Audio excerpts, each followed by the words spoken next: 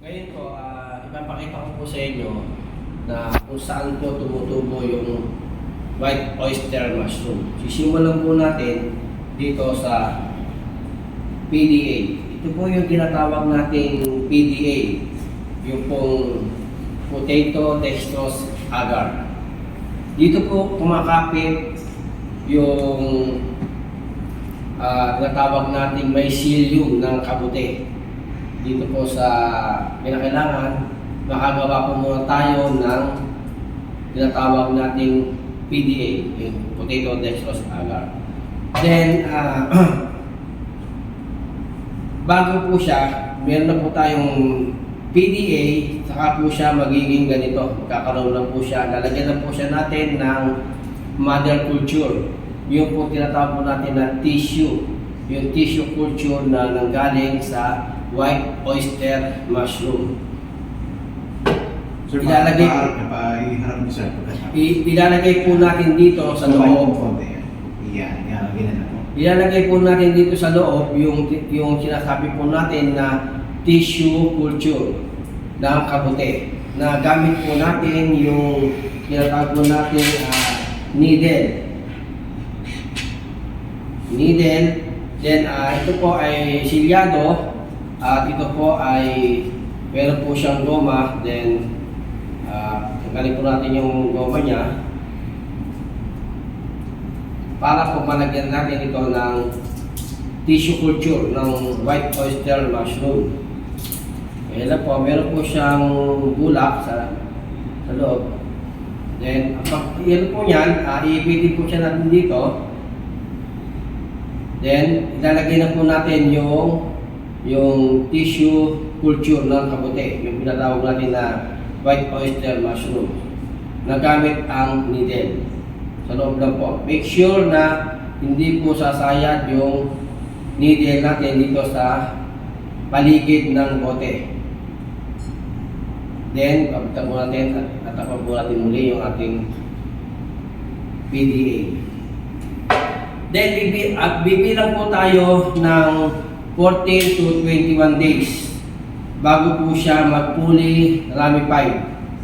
Pagka po siya ay fully ramified na, yung nagawa po nating mother culture ng kabute, dito na po tayo makakagawa. Dito na po tayo makakagawa ng binhi ng kabute para po tayo makapag-produce ng white oyster mushroom. Then 14 to 21 days, magagawa na po natin ito ng binhi ng kabute. Then, ito po yung tatawag po natin na binhi ng kabute. Ito po. Kinakailangan po fully ramified. Wala po tayo dapat na makikita dito na anumang uri ng kulay. O black mold, green mold, kahit na ano po. Basta po kinakailangan po, ito po ay lahat, kulay puti po lahat. Para po masabi po natin na quality yung ating binhi ng kabute. Ang ginagamit po natin dito na materials, ito po yung pwede po tayong gumamit dito ng sorghum o di kaya palay o di kaya yung pong crack pearl, kung ano po yung available po sa inyo. At pagkatapos po, ito na po yung tinatawag po natin na fruiting bag. Ito po ang fruiting bag. Meron po siyang darak, meron po siyang apog, meron po siyang molasses. Bago po siya maging ganitong matawag nating fruiting bag. Ito po talagang kailangan po nating idaan sa tamang proseso para po tayo makagawa ng maayos at makapagpabunga ng quality na white oyster mushroom. Ito po ay hindi pa po siya na-steam. Nakita niyo po, ang laki po ng pagkakaiba dito. Ito po ay fully ramified na at ito po ay hindi pa po. Bali ito po ay binag pa lang po natin para po ito i-steam. Ini-steam po natin ito ng 6 to 8 hours. Papatayin po natin yung kanyang bacteria.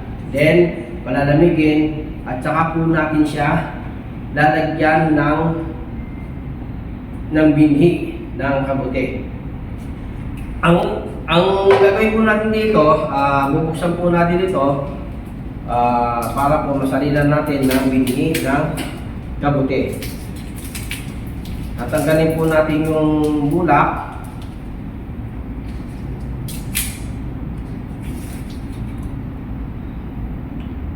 May bulak po siya para po siya iwas sa contamination.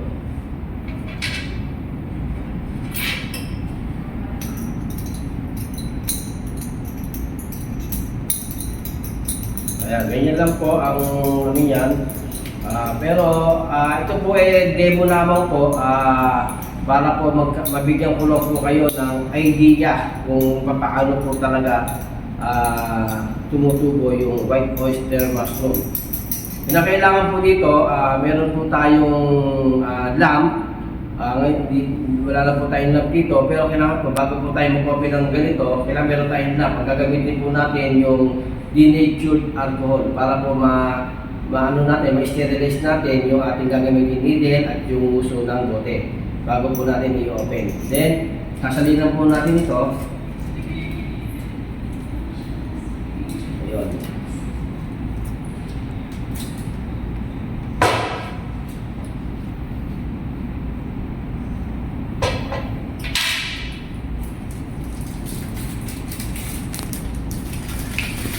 Lugawan po natin gano'n at saka po natin hindi siya tatakpan.